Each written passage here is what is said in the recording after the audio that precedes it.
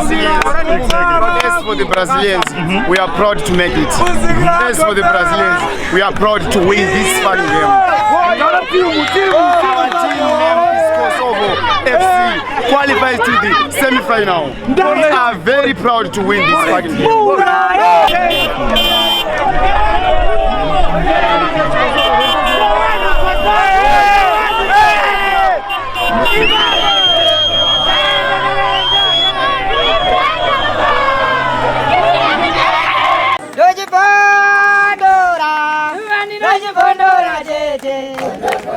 Teachkach MTV hino kupainyaya zakasiyana-siyana zinoitika mumatunhu atigere neakatikomberedza dzinotyisa dzinofundutsa dzinokatyamadza pamwe chete nedzinosetsa kuti musarasikirwe nenyaya idzi munoenda pa YouTube channel yedu Teachkach MTV mondo subscribe ipapo musakanganwe kulaika pamwe chete nekushare musazokoshiwe kupfanya kabhatani ako ndokabheroka kuitira patinokanda chinopisa munoyeuchidzwa Teachkach MTV tinodzifamira Chabvondoka tete.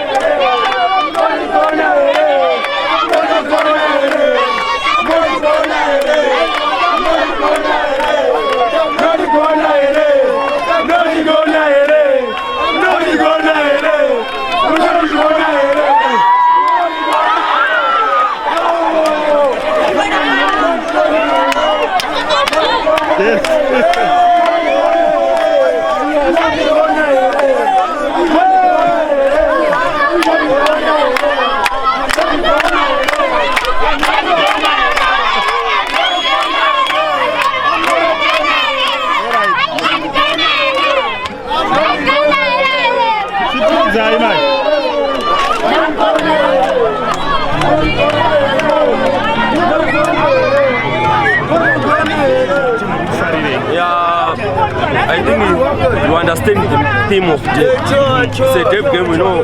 It's like we have two teams in the community. It's small, but we have two teams. Okay. So we played the league, contained 5 teams.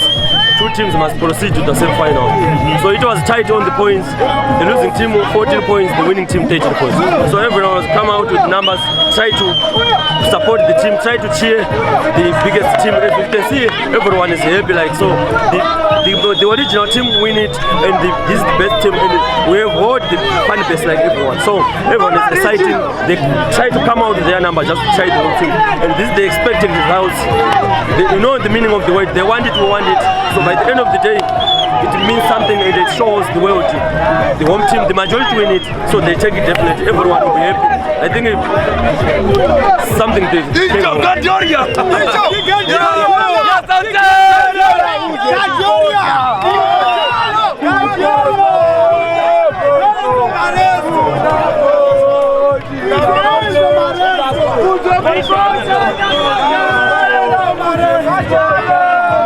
good.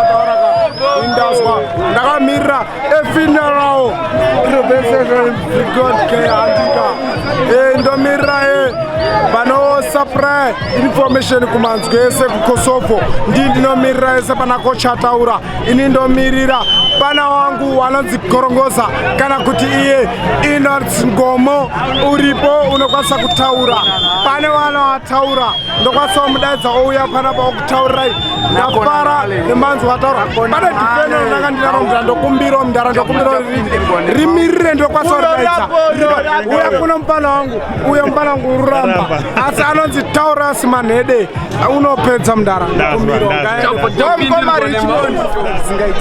vakomana vekosovo vadadisa itimu hombe but inyaya yekungoti indeti kwadilionisi mango ndiri kuwengezi kwamutare vanonzi pawengezi apo ndiri chikomana chekosovo former player yekosovo saka izviti avatsigiri edu nekusponsa timu sofa timu yedu yahwina makwikwi eporeti taakuenda kumasemifinal saka pakaoma tatamba netimu yedu opponent paderby newengezi united inova timu yakabuda mukosovo saka ranga riri derby ranga rakaoma zvisingaiti but afara notahwina taricha imwe level inotenda edu anhu amwari taifungidzira kuti pamwe icharusa pamwe ichadai ndokudai asi FC Kosovo yedu yawina saka tiri kudaro anhu we tikurudzirewo chende mberi saka tichida kuenda mberi anhu we tatinowo majezi tipewo mabhora tipewo zvese mashooters anhu amwari ini ndinosapotawo FC Kosovo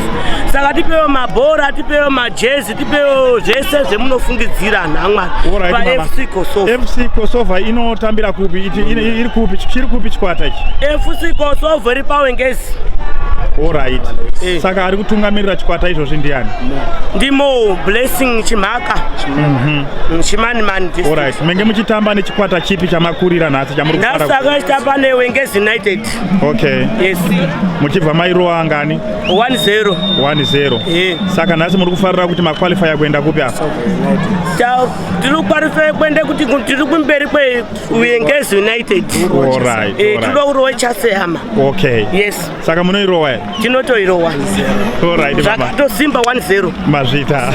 Munini angu anotamba Manu na Lai na Otto ndiye unonga ichikocha kuti aya apinda atambe bhora musha wese wokwatomu anotambe bhora kana anangwe ndiri kuberekwa izvozvizvi ari kutambe bhora kwatomu mune vanhu 5 vanotambe bhora iro ndiri kufara zvisikaiti ngotarike United Leon nhasi unorara nemasoksi zvese ndapedza ndini maitomu anyakaladu ini ndoitwa maitinobeta ndiri kufarira timu yangu Kosovo ngekuti United yaiti tinokudyai saka ndiri kufara chaizvo kuti akuenda kumafainal kuchasiyama chasiyama toda kuidya zvakasimba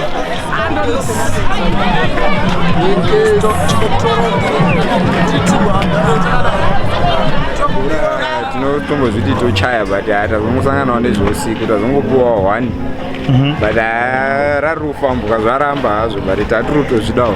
Ora ngatitarisei kwamakabva uko makambotamba nezvikwata zvipi mukazvikunda? Takatamba nechikwata icho chatirowa icho ndo chatakatanga nacho tatotamba group stage. Chikwata icho totamba nacho takatanga nacho bva chatachirowa 2-1. Tobva tatamba second game redu neimwe inonzi Chipfuti tikadhirowa 2-2. Kubva tatamba futi neimwe inonzi Chakowa kubva tarowa 4-2. Okay. Tobva tatamba neinonzi 5 stars tobva tairowa 1-0. Alright. Apa tatakuitambe second round takatanga futi ne5 stars tobva taidhirowa nayo 0-0. Ndobva tatamba neChakowa bva tairowa 2-1. Ndobva taendawo Chipfuti ndobva tairowa 1-0. Iri ndo rari last game redu remugroup stage. Alright. Iri derby because tingori vanhu panapa tese tingori one family zvoti magroup stage zvapera kudai so tatochinwa neakomana yahwina takutodzikoko takutoina nemota 5 kwaimboende 2 dza5. Alright. Taichendobhora tazorowa hedu 1-0 pagame ranhasi. Chiro kuti mugroup maibude matimu 2 saka pabude Chakowa Stars neyatirowa 1-0. Alright. Coach wenyu ndiani? Coach wedu ndi Paul Mukono. Alright. Coach wedu ndi Paul Mukono ndi babangu ndo coach. Baba wako ndo coach? Ndiri mwana wa coach. Alright. Aiwa ndinotenda. Thank you. Yeah, tazongorowa hedu but taingode draw pamechi qualify tazorowa. Alright. Yeah, to add more on that one, we are very, very happy as the Wengezi people. All of us, we are happy.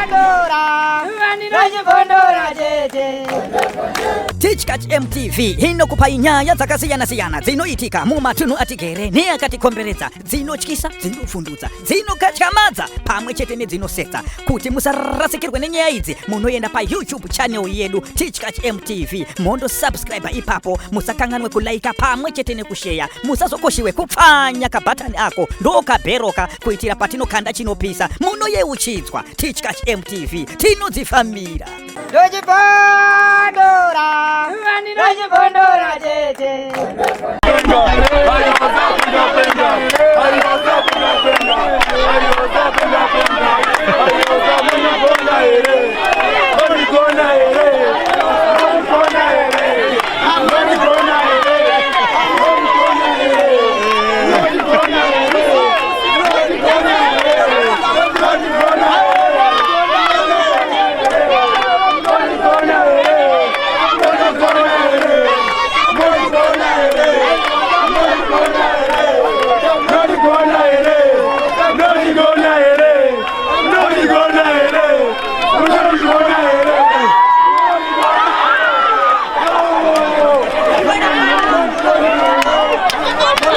Yes.